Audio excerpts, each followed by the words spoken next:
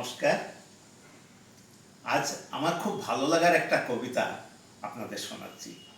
কবিতার নাম কি অদ্ভুত, তাই না? কলমে কবি ফিরদৌস আহমেদ, কণ্ঠে আমি দেবব্রত সরকার। ওরা চাঁদে গিয়ে দেখতে পারে ওখানে অক্সিজেন নেই।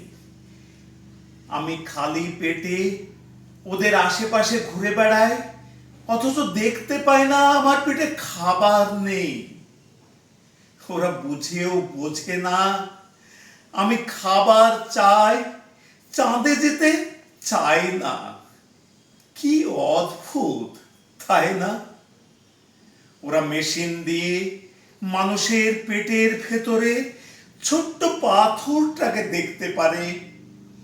দেখতে পারে পেটের ভিতর বাচ্চা আছে কি না, সেটা ছেলে না মেয়ে। আমি খালি পেটে ওদের সামনে ঘোরাঘুরি করি, ওরা দেখতে পায় না, অথচ আমার মুখ দেখলে বোঝা যায় আমি 2 দিন ধরে খাই না। কি অদ্ভুত, তাই না? ওরা পৃথিবীর কখন কোথায় বৃষ্টি হবে তা 2 দিন আগে যন্ত্র দিয়ে দেখতে পারে,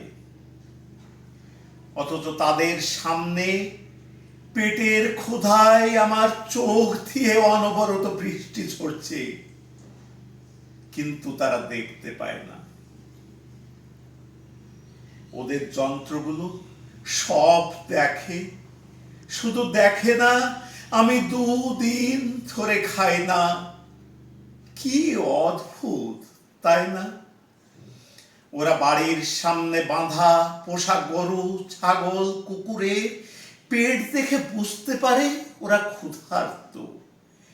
আমি বাড়ির আঙিনায় দাঁড়িয়ে চিৎকার করে বলছি, মাগো কিছু খেতে দেবেন, আমি ক্ষুধার্ত।